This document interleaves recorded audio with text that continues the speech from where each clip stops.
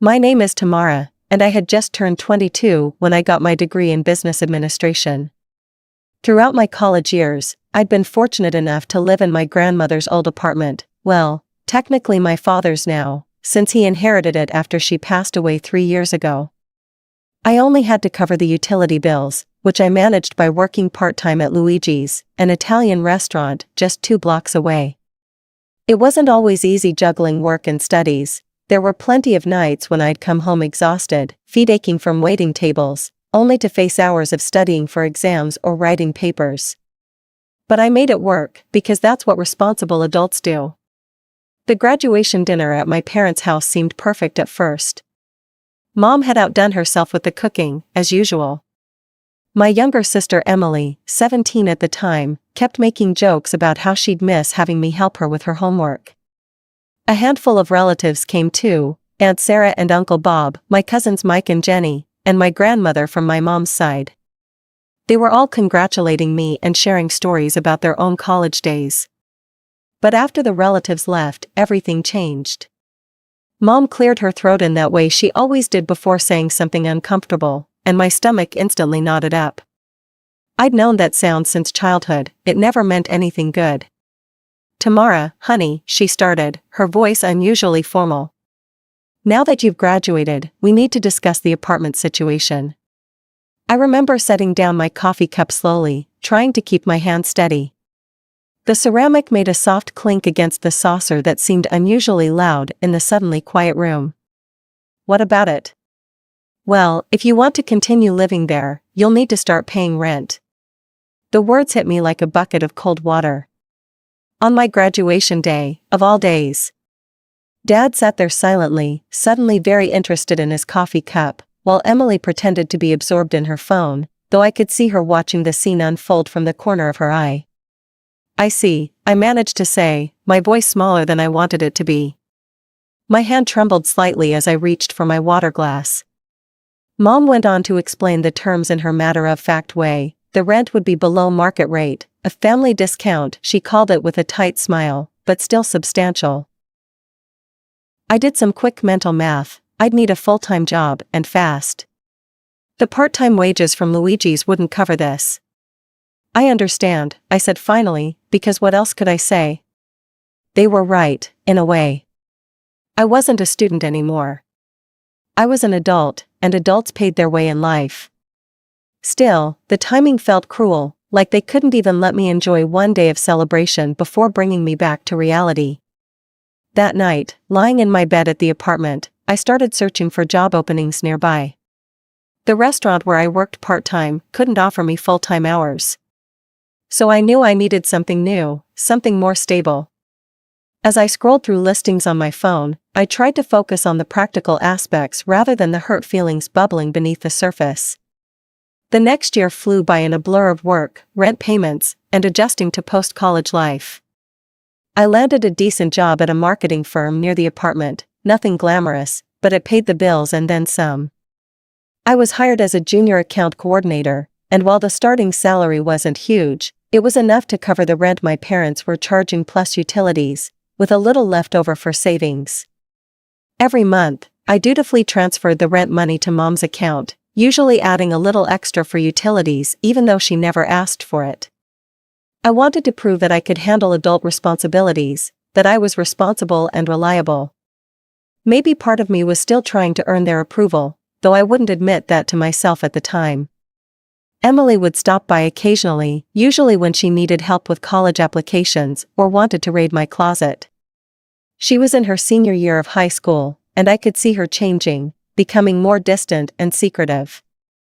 Her visits became less about spending time with me and more about what she could get from me: homework help, clothes, advice about boys. Emily had always been the baby of the family, used to getting her way. Mom and Dad spoiled her rotten, though I tried not to be bitter about it. They'd never made her get a part-time job like I had, never pushed her to be independent. She started dating Jason around this time. He was a year older than her, working part-time at the mall's electronics store. The first time she brought him to my apartment, I wasn't particularly impressed. He seemed nice enough, but there was something about him that set off warning bells, Maybe it was the way he talked about getting rich quick, or how he seemed to expect everyone to take care of him. Then came the phone call that would change everything. "Tamara, you need to come over right away." Mom's voice was tight with tension. "It's important." I assumed it would be about Emily's college plans. She'd been waffling between several schools, and I figured Mom wanted my input. Maybe they needed help with financial planning or wanted to discuss scholarship options. Emily had decent grades, not spectacular like mine had been, but good enough to get into a state school. How wrong I was. When I arrived at my parents' house that evening, the atmosphere was strange. Mom and Dad sat rigidly on their usual spots on the couch, while Emily perched on the armchair, looking smug. That was the only word for it. "Sit down, Tamara," Dad said, his voice gravelly. He looked older somehow, tired in a way I hadn't noticed before. I sat on the edge of the ottoman, my heart pounding. Whatever this was, it wasn't about college applications. "Emily is pregnant," Mom announced without preamble. I sat there stunned, trying to process what I'd just heard. My 18-year-old sister was pregnant by her part-time mall employee boyfriend. I noticed Mom's hands twisting in her lap, a nervous habit she'd had since I was little. "There's something else we need to discuss," Mom said, straightening her back and smoothing her skirt. "Emily and Jason will need a place to live. They'll be moving into the apartment." I felt like I'd been slapped. The room started spinning slightly, and I had to grip the edge of the ottoman to steady myself. "Excuse me?" "You'll need to move out," Mom stated matter-of-factly, as if she were telling me about the weather. "Emily and Jason need somewhere to start their family. It's the perfect solution, really. The apartment is already furnished, it's in a good neighborhood, and it's close to Jason's parents." I looked at Emily, who was examining her freshly painted nails with a satisfied smirk. She didn't even have the decency to look uncomfortable about kicking her own sister out of her home. She was wearing my old sweater again, I noticed absently, the one she'd borrowed last month and never returned. "I'll need time to find a new place," I managed to say, my head spinning. The thought of apartment hunting while working full-time made my stomach churn. "A week should be enough." "Oh, and Tamara," Mom added, as if she'd almost forgotten something trivial. "Like asking me to pick up milk on my way home. You'll still need to continue paying the rent." I actually laughed out loud, thinking it was a joke. The sound was harsh and unwelcome in the tense room. But when I saw their serious faces, my laugh died in my throat. "You can't be serious. Your sister and Jason are young," Mom explained patiently, as if talking to a child. "They don't have jobs yet, and with the baby coming." She trailed off, gesturing vaguely at Emily's still flat stomach. "So let me get this straight," I interrupted, my voice rising despite my efforts to stay calm.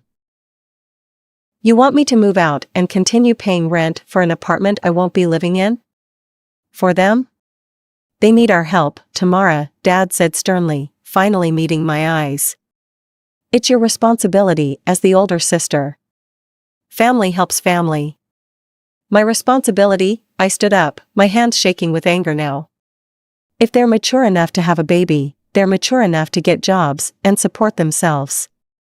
Has either of them even looked for full-time work?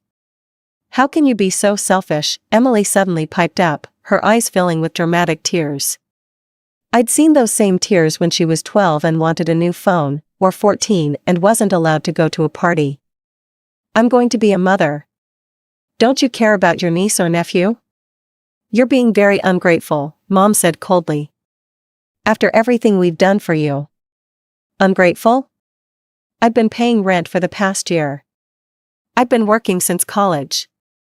And now you want me to support two perfectly capable adults who got themselves into this situation? I'm not paying a single cent for them. If you want to enable this, that's your choice. But count me out." I walked out of that house, with their shouts of ungrateful and selfish following me to my car. The front door slammed behind me with a finality that felt like the end of something fundamental. I didn't wait a week. That very night, I started packing my things, tears streaming down my face as I sorted through 4 years of memories. Fortunately, I had some savings. All those extra hours at work were finally going to pay off. I'd been putting aside money for a rainy day, and apparently, the storm had arrived. I found a small studio apartment across town and signed the lease the next day.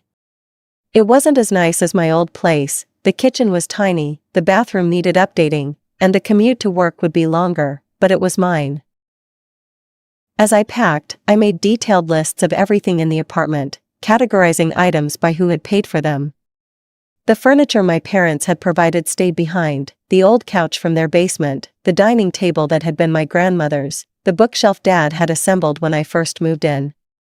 But the books that filled it, the clothes in the closet, and the kitchen items I'd purchased myself went into boxes marked with my name. My coffee maker, a splurge after my first bonus at work, my laptop, bought with 3 months of saved tips from Luigi's, my bed, purchased piece by piece, frame, mattress, bedding, over my first 6 months of full-time work, all the things I'd worked hard to buy went into boxes and straight to my new place. It took me 2 days to move everything. My boss was understanding when I asked for a personal day, though I didn't explain the full situation. When I was done, I drove past my parents' house and slipped the apartment key under their door. I didn't leave a note. What was there to say that hadn't already been said?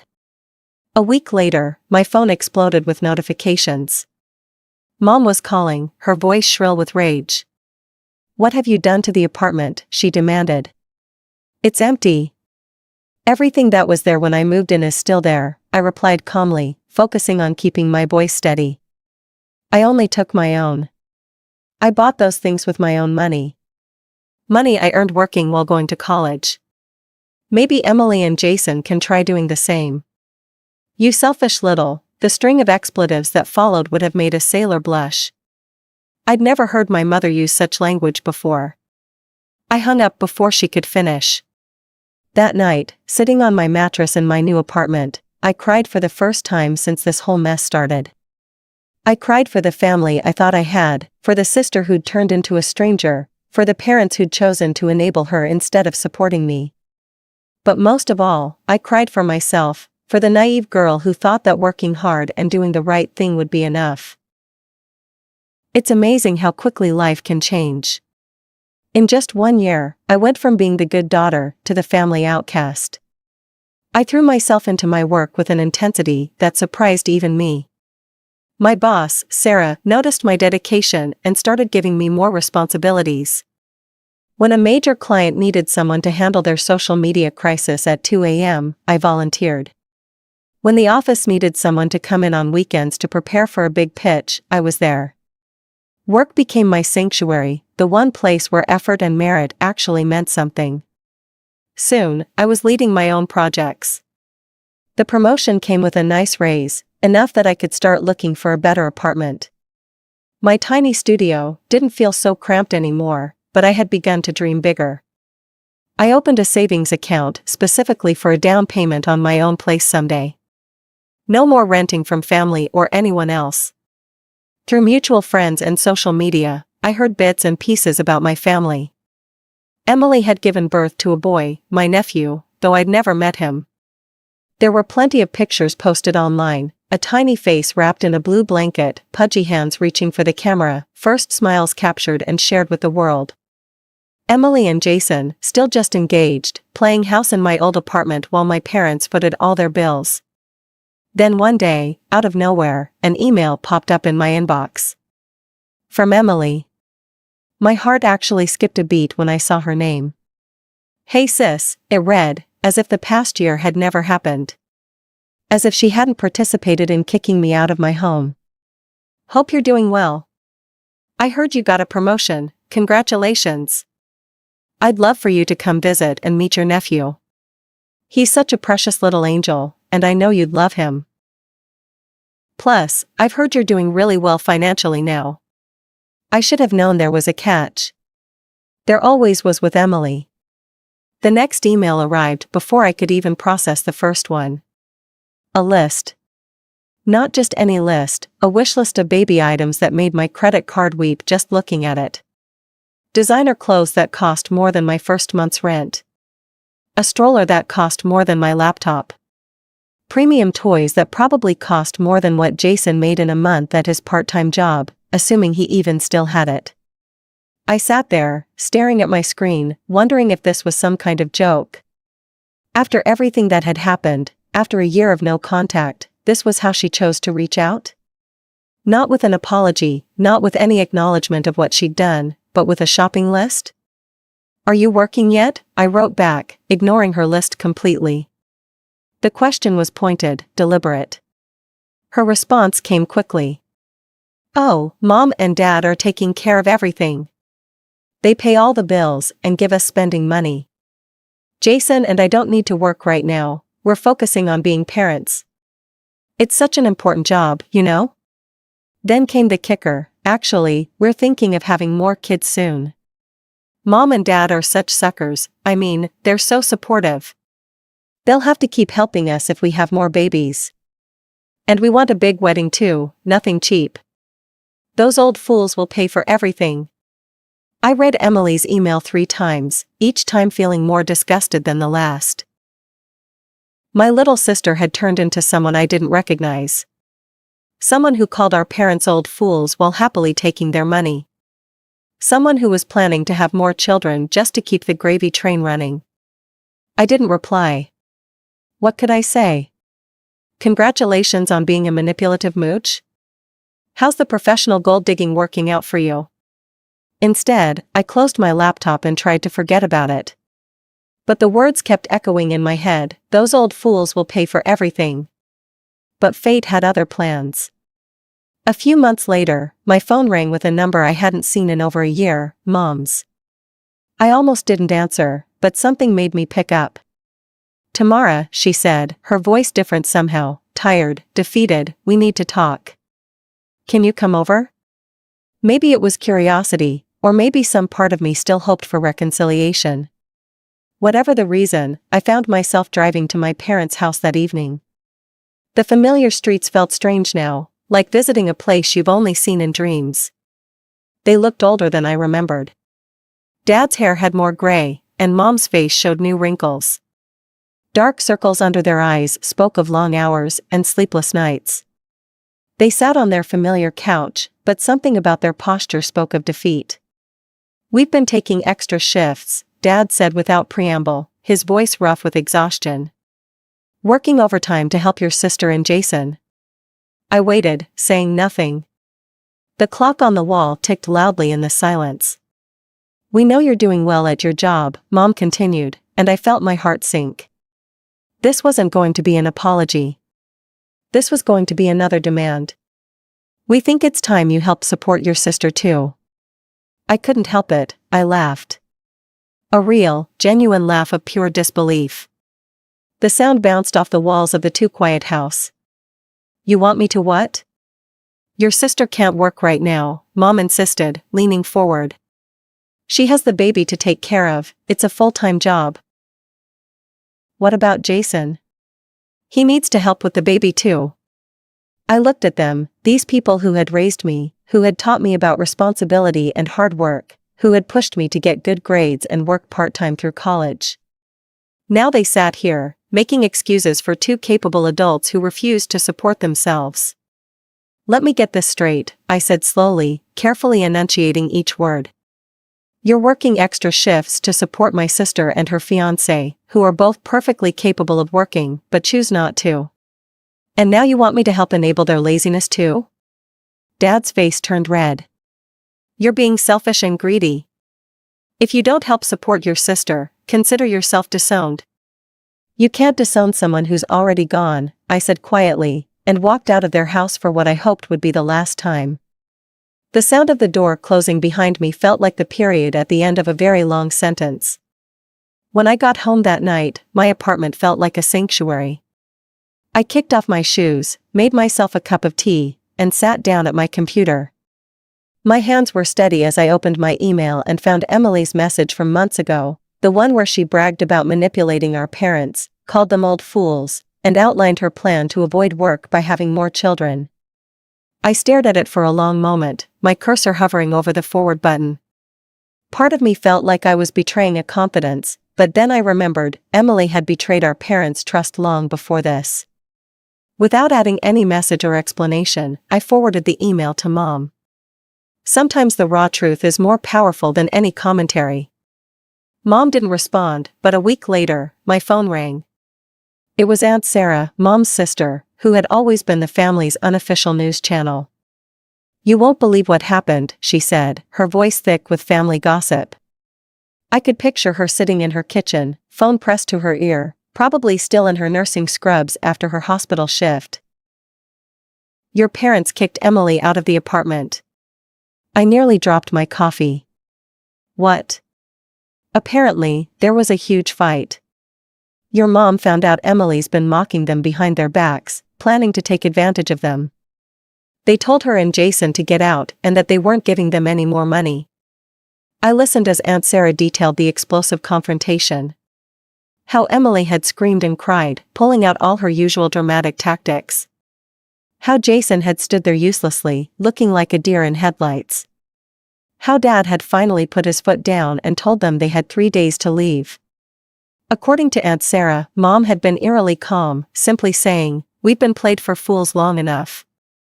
After I hung up, I wasn't surprised when my phone lit up with Emily's number. I could predict the conversation before it even started. Tamara, her voice was thick with tears, the same fake crying she'd used since we were kids. "Can we stay with you? Just until we figure things out? Please, we have nowhere else to go." "No," I said firmly, surprised by how easy it was to say that single word. "You're just like Mom and Dad," she screamed. "You're all so selfish. We're family." "Family doesn't exploit family," I said quietly, and hung up before she could argue. Later, I heard through the family grapevine that Emily, Jason, and the baby had moved in with his parents. Apparently, his mother was a strict, no-nonsense woman who believed in tough love and responsibility. The kind of parent who didn't tolerate freeloading or manipulation. According to Aunt Sarah, Emily was miserable. Her mother-in-law made her follow a strict schedule, help with housework, and actually parent her child instead of passing him off to others. She had to do laundry, cook meals, and contribute to the household. Emily spent her days crying about how unfair it all was, how nobody understood how hard her life was. Life has a way of coming full circle. A few weeks ago, on my birthday, I was celebrating with friends at my apartment, not the tiny studio anymore, but a nice 2-bedroom place I'd bought with my savings and good credit. I'd invited a small group over for dinner and drinks, nothing fancy, just good food and better company. The doorbell rang during dessert, and a courier handed me a package. The return address made my heart skip a beat. It was from my parents. Inside was a silver photo frame, elegant but not flashy. I recognized it immediately. It was the kind of thing I'd admired once in passing during a shopping trip with Mom years ago. I'd been looking for something to display my college diploma and had commented on how beautiful it was, but the price had been way out of my budget at the time. With it was a card, "We're sorry, we miss you. When you're ready, we'd like to talk." The handwriting was Mom's, but Dad had signed it too. No demands, no guilt trips, just 9 simple words. I set the frame on my coffee table and stared at it for a long time. My friends asked if I was okay, and I honestly didn't know how to answer. How do you explain that a silver frame could feel like both an olive branch and a weapon? That was 2 weeks ago. The frame is still on my coffee table, and the card is pinned to my refrigerator. I see them every day, reminders of what I've lost and what might still be salvaged. I haven't called them yet. The hurt is still there, a dull ache that flares up when I think about everything that happened. I hear bits and pieces about Emily from relatives. She's still living with Jason's parents, still complaining about having to do chores and follow rules. Her mother-in-law makes her help with cooking and cleaning, and insists that Jason keep his full-time job at a local warehouse. They have to contribute to household expenses and save money if they ever want to move out on their own. Part of me hopes this experience will help Emily grow up, will teach her the values our parents failed to instill. Maybe someday she'll understand that love doesn't mean enabling bad behavior, and that being family doesn't mean being a doormat.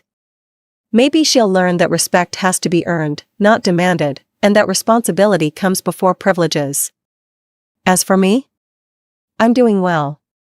My career is thriving, I just got another promotion and I'm managing my own team now. I have good friends who understand boundaries and respect independence.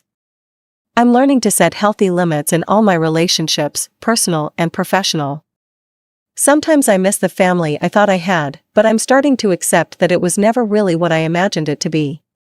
The silver frame sits on my coffee table, both a reminder of what I've lost and a possibility of what might be rebuilt, someday, when I'm ready. When the hurt has faded enough for forgiveness to take root. When I can look at my parents without seeing the people who chose to enable my sister's worst behavior over supporting my independence. But for now, I'm focusing on my own life, my own growth, my own journey. My apartment is slowly becoming a home, filled with things I've chosen and earned. I'm planning a vacation for next month, my first real one since college. I'm thinking about getting a dog. Small steps toward building the life I want, not the one others tried to force me into.